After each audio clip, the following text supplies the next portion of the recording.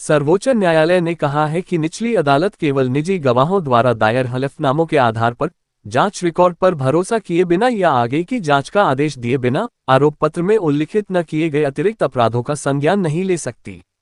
न्यायमूर्ति अहसानुद्दीन अमानुल्लाह और न्यायमूर्ति एस.सी. शर्मा की पीठ ने इलाहाबाद उच्च न्यायालय के उस असामान्य आदेश को रद्द कर दिया जिसमें उसने शिकायतकर्ता के गवाह द्वारा प्रस्तुत हलफनामों के आधार पर भारतीय दंड संहिता की धारा 394 लूट करने या करने का प्रयास करते समय स्वेच्छा से चोट पहुंचाना के तहत अपराध का संज्ञान लेने के निचली अदालत के आदेश को मंजूरी दे दी थी, जबकि उसने मामले में धारा 394 की प्रयोज्यता के बारे में अपनी संतुष्टि व्यक्त नहीं की थी।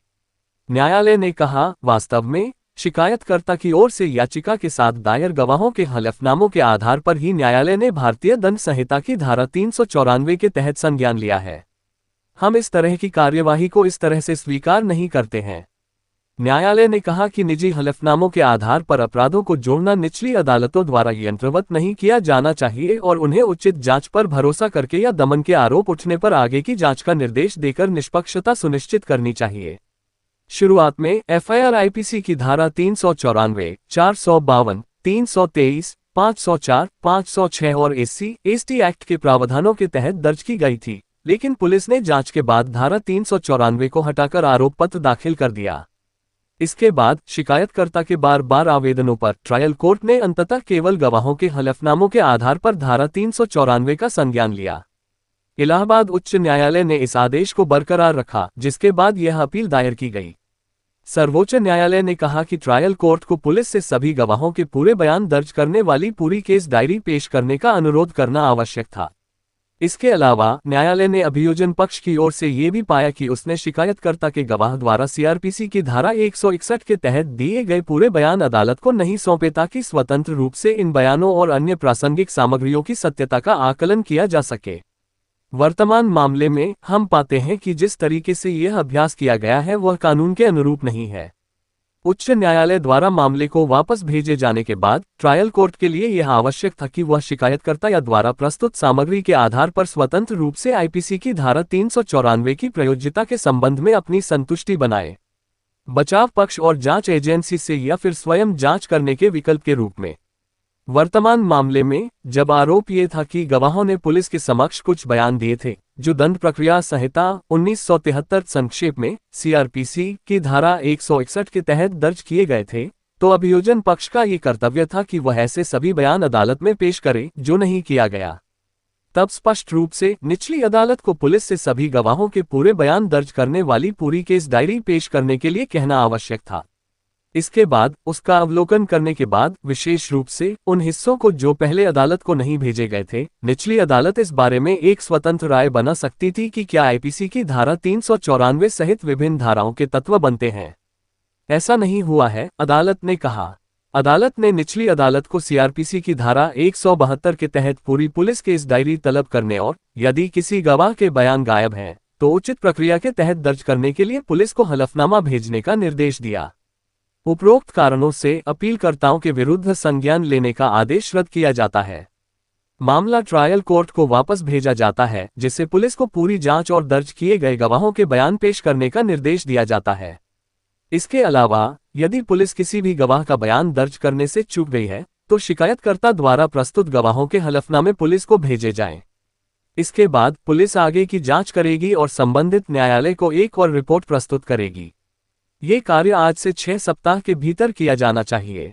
इसके आधार पर न्यायालय सभी संबंधित पक्षों की सुनवाई के बाद संज्ञान लेने और उसके बाद आरोप तय करने और मुकदमे को आगे बढ़ाने के चरण में आगे बढ़ेगा, जैसा भी मामला हो।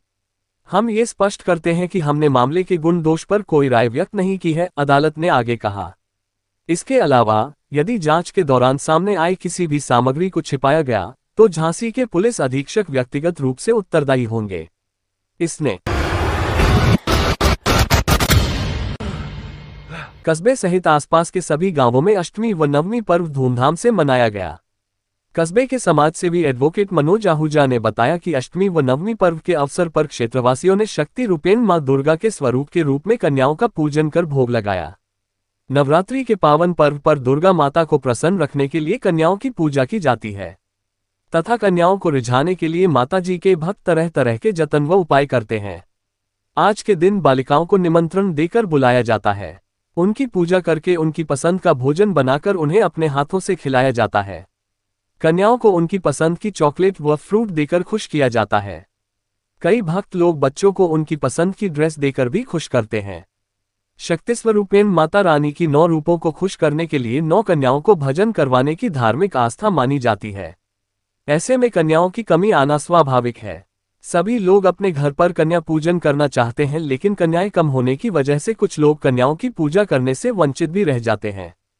फिर भी क्षेत्र में कन्या पूजन का परवान देखा गया। वर्तमान हालातों में जहां सरकार ने महिलाओं के विरुद्ध होने वाले अपराधों की रोकथाम करने के लिए अभियान चला रखा है, ऐसे में यदि कन्या पूजन की इस धार्मिक आस्था को आस्था के रूप में सरकारी योजनाओं से जोड़ा जाने लगे तो निश्चित तौर पर अपराधों में भी कमी आएगी और लिंग भेद भी खत्म होगा।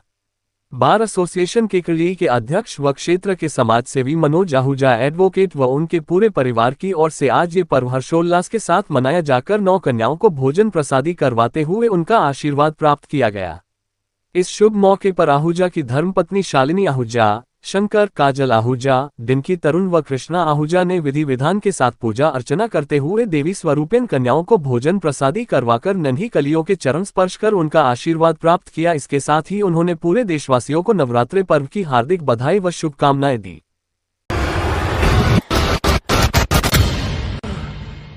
बांदनवाड़ा कस्बे वासियों के लिए खुशी की बात है कि अब यहां राजपूती परिधान की दुकान शुरू हो गई है।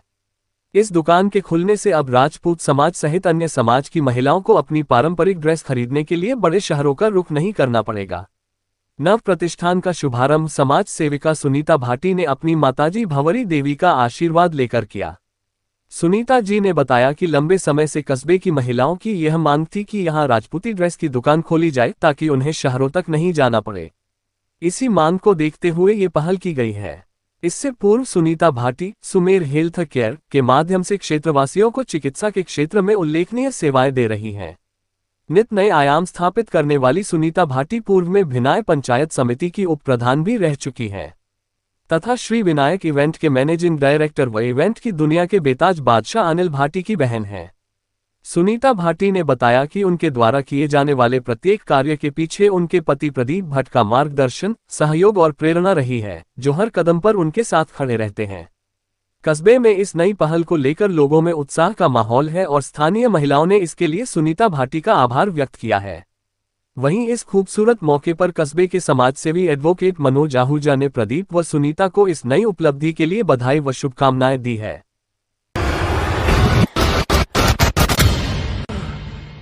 नवरात्र महोत्सव के अवसर पर केकड़ी नगर पालिका की ओर से विधायक शत्रुघ्न गौतम की पहल पर आयोजित 3 दिवसीय रामोत्सव संघ डांडिया रास 2025 का शुभारंभ सोमवार रात को पटेल स्टेडियम में हुआ। आयोजन के पहले ही दिन नगरवासियों में भारी उत्साह देखने को मिला। आकर्षक सजावट और भव्य मंचन ने पूरे कार्यक्रम को यादगार बना दिया।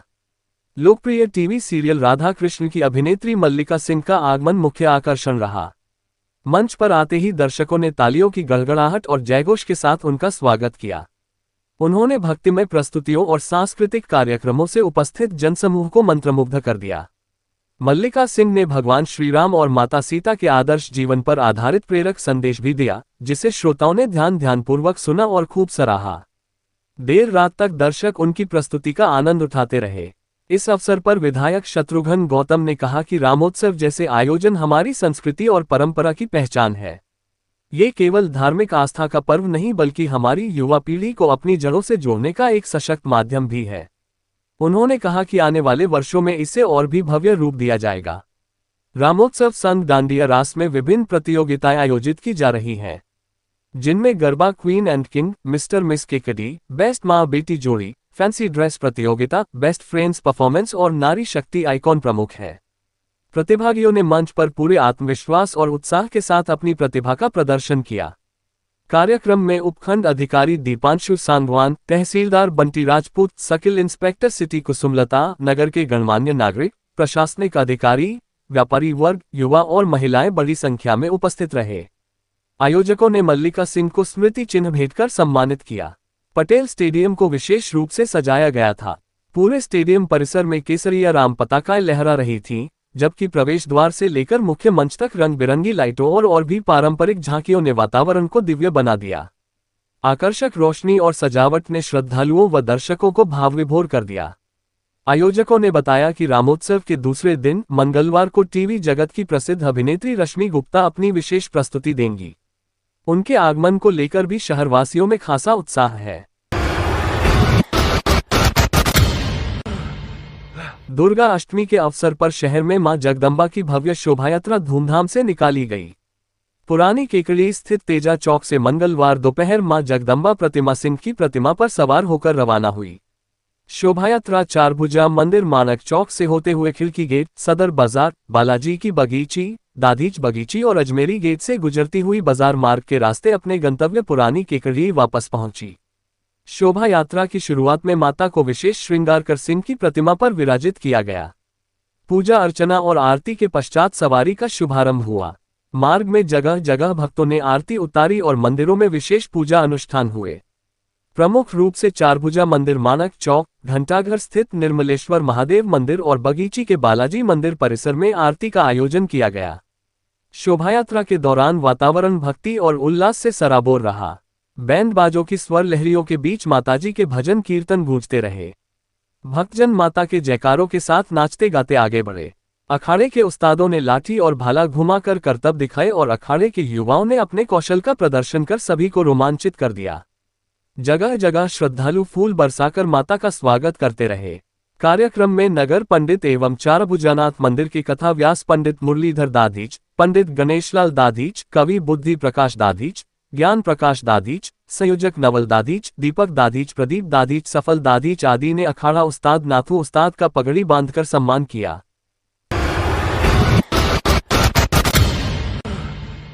होटल लक्ष्मी पैलेस एवं दी वाइब्रेट अकेडमी स्कूल केकड़ी व गोमाबाई नेत्रालय भीलवाड़ा के संयुक्त तत्वाधान में जिला अंधता निवारण समिति भीलवाड़ा के आर्थिक सहयोग से विशाल निःशुल्क नेत्र चिकित्सा व ऑपरेशन शिविर 5 अक्टूबर रविवार 2025 को प्रातः 10 से 2 बजे तक लगाया जाएगा। माइक्रो कैबिनेट मीडिया कोऑर्डिनेटर व शिविर प्रभारी लान दिनेश गर्ग ने बताया कि यह शिविर स्मृतिशिष्ट श्रीमती राम कन्या देवी मेवाड़ा पत्नी श्री जगदीश स्वरूप मेवाड़ा की पुण्य स्मृति में मेवाड़ा परिवार द्वारा लगाया जा रहा है। शिविर संयोजक प्रांतीय सभापति कार्यक लान दिनेश स्वरूप मेवाड़ा ने बताया कि गोमाबाई नेत्रालय के सुप्रसिद्ध नेत्र विशेषज्ञों द्वारा hotel Lakshmi palace Kota road Kekri पर सभी मरीजों की जांच कर चिकित्सा दी जाएगी व ऑपरेशन योग्य मरीजों को भर्ती कर भीलवाड़ा उसी दिन बस द्वारा ले जाया जाएगा। गोमाबाई नेत्रालय भीलवाड़ा में मोतियाबिंद ऑपरेशन लेंस प्रत्यारोपण द्वारा किए जाएंगे। लायंस क्लब के निदेशक व शिविर समन्वयक लान सतीश मालू के अनुसार सभी भर्ती मरीजों को भोजन, चाय, बिस्किट, हरी पट्टी व चश्मे गोमाबाई नेत्रालय भीलवाड़ा द्वारा उपलब्ध कराए जाएंगे। मरीजों को भीलवाड़ा लाने व ले जाने की व्यवस्था रहेगी। नेत्र रोगी अपने साथ पहचान पत्र या आधार कार्ड की फोटो प्रति साथ लेकर आवे।